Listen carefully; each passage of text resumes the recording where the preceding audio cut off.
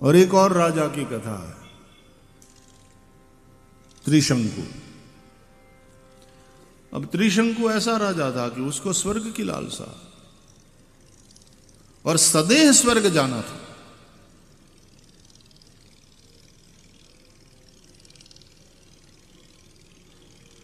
वशिष्ठ जी अपने गुरु, क्योंकि सूर्यवंशी राजा, वशिष्ठ जी से उसने कहा कि मुझे स्वर्ग जाना है। तो गुरु जी ने कहा कि राजन, जरूर तुम्हें स्वर्ग मिल सकता है, यज्ञ याग आदि करो, पुण्य कर्म करो, पुण्य के फल स्वरूप स्वर्ग की प्राप्ति तो होती है। नहीं, ऐसे ऐसे नहीं गुरु जी। वो फिर कर्म करते करते, यज्ञ करते करते, पुण्य कर्म करते करते मर जाएं और फिर शरीर छूट जाएं, फिर उसमें जाएं तो नहीं, फिर वहां जो फोटो लिया जाएगा और मुझे यहां वालों को भेजना है व्हाट्सएप पे कि मैं स्वर्ग पहुंच गया हूं, और ये वाली बॉडी नहीं होगी तो लोगों को कैसे बताऊंगा मैं? प्रूफ क्या है कि तुम पहुंच गए? तो मुझे तो अपनी इसी शरीर की फोटो लेकर भेजनी है। मतलब ऐसा लिखा नहीं है पुराणों में, ये मैं आपको समझाने के लिए कह रहा हूं। तो मुझे इसी शरीर से स्वर्ग में जाना है, ये त्रिशंकु का आग्रह। तो वशिष्ठ जी ने कहा, गुरु जी है ना, स्पष्ट कहते हैं, महानुभाव ऐसा नहीं होता, सदैव कोई स्वर्ग नहीं जाता। तुम्हारा शरीर पूरा हो जाएगा, उसके बाद फिर स्वर्ग में जाकर के वहां के भोगों को भोगो। अब वशिष्ठ जी विधि के बेटे हैं, ब्रह्मा जी के पुत्र है, इसलिए विधि निषेध को बहुत मानते हैं। विधि, नियम, डिसिप्लिन, ऐसा नहीं हो सकता।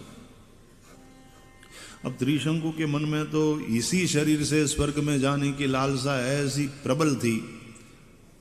त्रिशंकु बड़ा होशियार, उसने सोचा मेरे गुरुजी मना कर रहे हैं,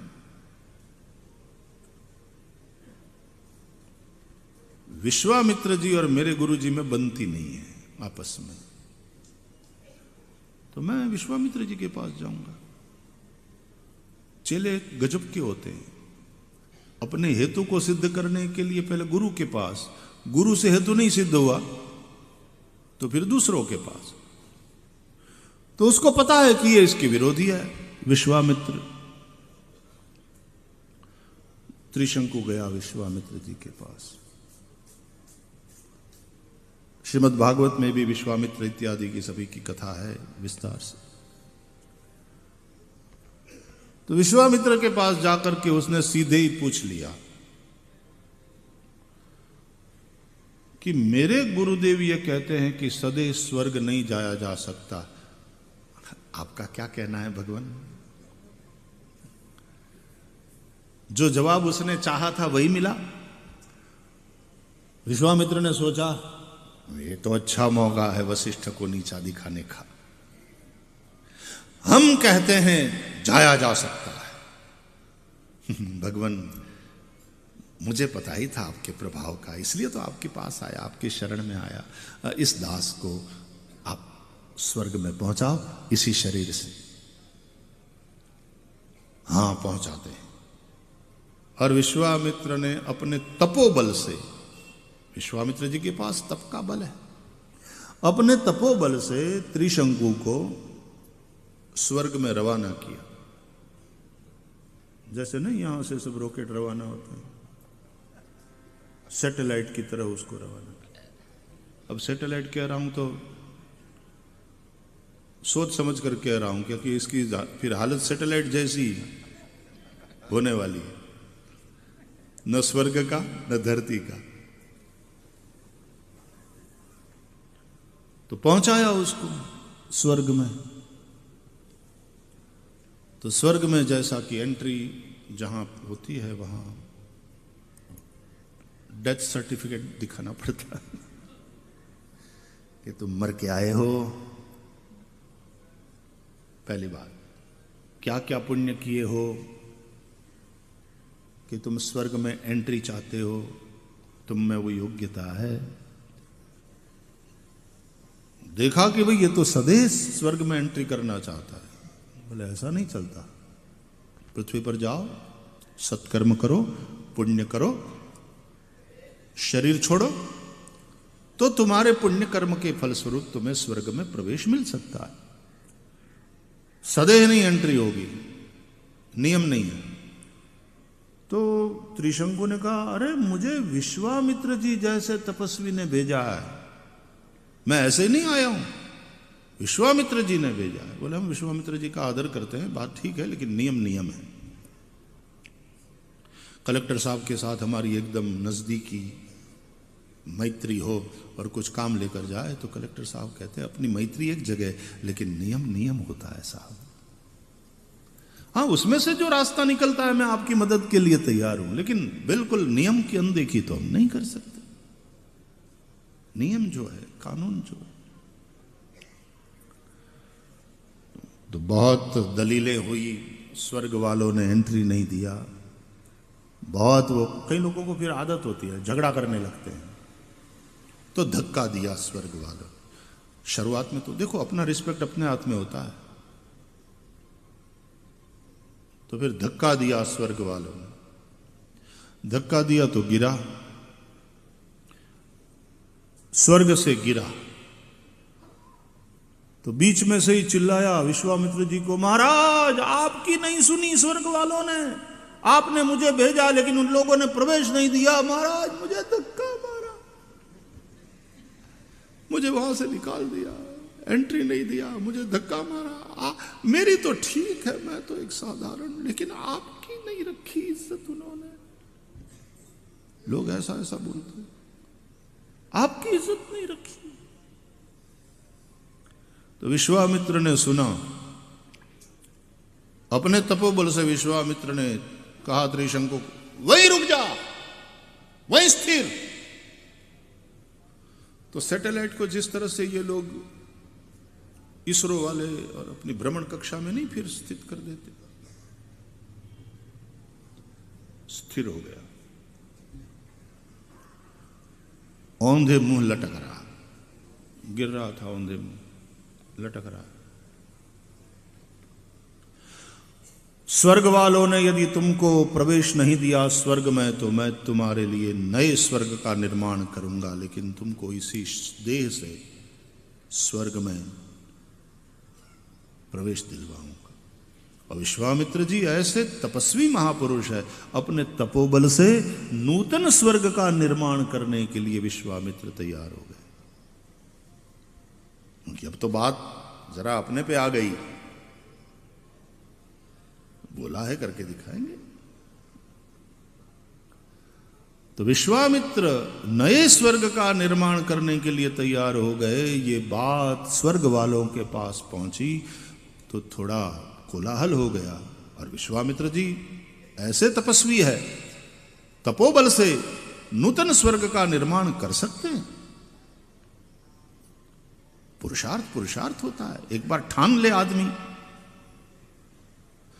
तो विश्वामित्र जी ने नए स्वर्ग का संकल्प किया और अपने तपोबल से नूतन स्वर्ग का निर्माण। तो स्वर्ग में खलबली मच गई कि ये तो अपनी मोनोपोली जाएगी, टूट जाएगी। ये जो एक छत्र राज हमारा है और हम दुनिया के जमादार बनकर के जो रह रहे हैं, जैसे आजकल कई देश दुनिया के जमादार बनकर के रह रहे हैं, तो अपनी मोनोपोली खत्म हो जाएगी। तो किसी ने ललकारा हमारी सत्ता को। तो फिर राजनीतिज्ञ लोग तो जानते हैं, साम दाम दंड भेद सब। तो बोले बात समझा करके निपटाओ। तो देवता आए विश्वामित्र जी के पास, स्वर्ग के देवता आए, अपॉइंटमेंट लिया। स्वर्ग के देवता, महाराज प्रणाम प्रणाम, आपके जैसा तपस्वी दुनिया में कौन है? हमने सुना है कि आप नए स्वर्ग का निर्माण करने जा रहे हैं। बोले हाँ, हमारा प्रोजेक्ट तो है। तुम लोगों की बहुत दादागिरी बढ़ गई, हम नया स्वर्ग बनाएंगे। महाराज ऐसा मत करिए, हमारी आपसे विनती है। आप महान तपस्वी है, हम मानते हैं, हम स्वीकार करते हैं, आप बना सकते हैं भगू, आप बना सकते हैं, आप में वो ताकत है, आपका वो प्रभाव है, हम प्रणाम करते हैं आपको, लेकिन अव्यवस्था हो जाएगी भगवान, आप ऐसा न करें, अव्यवस्था हो जाएगी। ऐसा स्तुति किया, इस तरह से सब मनाया कि विश्वामित्र जी ने कहा कि ठीक है, हम पुनर्विचार करेंगे अपनी, भगवान पुनर्विचार, हमको आप आश्वासन दे दीजिए, हमको आप प्रॉमिस कर दीजिए कि आप नहीं बनाएंगे भगवान, हम आपकी शरण में हैं, आपके चलते तो इज्जत हमारी बचेगी भगवान, आप कृपा करें।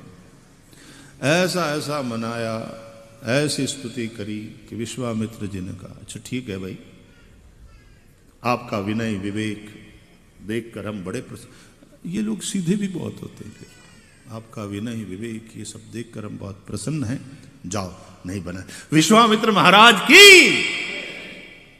देवताओं ने जय घोष करी, बार बार प्रणाम करके हंसते हंसते गए, हो गया काम, अब नहीं बनेगा नया स्वर्ग। और देवता फिर स्वर्ग में जाते समय बीच में वो लटक रहा था, बाय बाय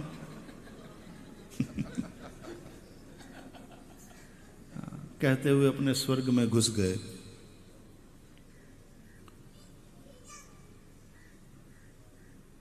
और वो त्रिशंकु अंधे मुंह लटक रहा है। विश्वामित्र जी ने कह दिया तुम वहीं रहो, स्थिर रहो। और विश्वामित्र जी तो फिर हाथ में माला लेकर गायत्री जपने लगे, ओम भूर्भुवः स्वः।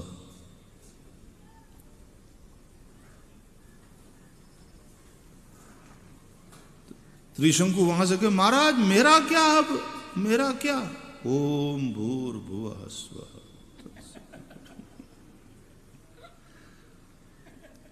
तो औंधे मुंह वहीं लटक रहा है। इसलिए हमारे यहां एक कहावत हो गई कि हमारी हालत त्रिशंकु जैसी हुई, ये छोड़ा वहां जाने के लिए, वहां वालों ने स्वीकारा नहीं, न यहां के रहे न वहां के हो पाए। एक कहावत है, वो धोबी का कुत्ता, न घर का न घाट का, त्रिशंकु न रहा पृथ्वी का न रहा स्वर्ग का। ये जो लोग चुनाव के पहले दल बदल करते हैं ना, उनकी कभी कभी ऐसी हालत होती है, यहां से निकल गए और वहां पूरे पूरे घुल मिल नहीं पाए, तो थोड़े समय में मेरे साथ अन्याय हो रहा है, तो फिर वापस आता है। फिर ये लोग नहीं कहते हम अब तुम्हारा भरोसा नहीं करते। कथा वहां पूरी नहीं होती, कथा आगे चल रही है। अब सुनो, वो जो औंधे मुंह लटक रहा है त्रिशंकु, उसके मुंह से लार निकली और वो लार की धारा पृथ्वी पर पड़ी। कितनी एसिडिटी होगी उसको।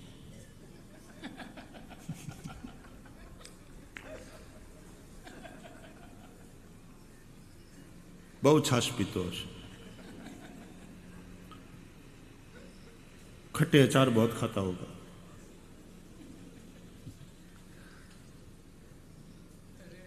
पित्त, लार की धारा उसके मुंह से निकली, वो पृथ्वी पर पड़ी। ये धारा लार की पड़ी पृथ्वी पर, उससे एक नदी बनी। उस नदी को पृथ्वी में, भारत में कर्मनाशा के नाम से जाना गया। उसका उल्लेख है रामचरितमानस में, कर्मनाशा का। ये कर्मनाशा नदी ऐसी है, गंगा में स्नान करो तो तुम्हारे पुण्य पाप धुल जाते हैं। गंगा पापहारिणी है, तापहारिणी है, कल्याणकारिणी है। गंगा में स्नान करोगे तो तुम्हारे पाप धुल जाएंगे, लेकिन ये कर्मनाशा जो नदी है, भूले से भी यदि उसमें तुम नहाए तो तुम्हारे पुण्य धुल जाएंगे।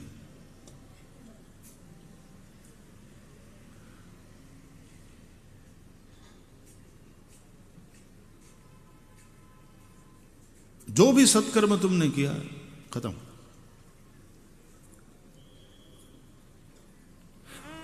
और त्रिशंकु खुद ही स्वर्ग का सुख पाना चाहता है, सदेह ये लालसा। धर्म के भी नियमों की ऐसी तैसी करके मुझे अपना सुख चाहिए, मुझे स्वर्ग सुख चाहिए, इसी शरीर से चाहिए। और वो जो लालसा है, वो लालसा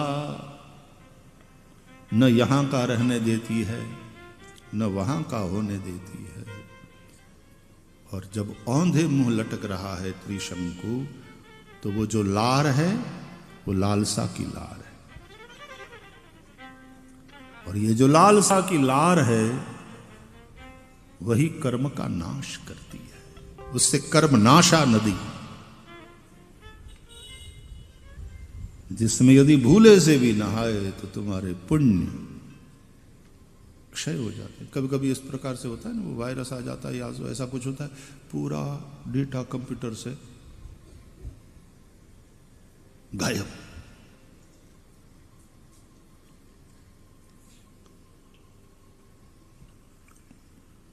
पुण्य खत्म, लालसा की लार। और जहां केवल अपने ही सुख की लालसा हो कि मैं स्वर्ग जाऊं, बोलो उसके परिवार वालों का भी उसने नहीं सोचा, केवल बस मैं सदैव स्वर्ग जाऊं, सुख भोगूं। उसी लालसा से फिर ये कर्मनाशा नदी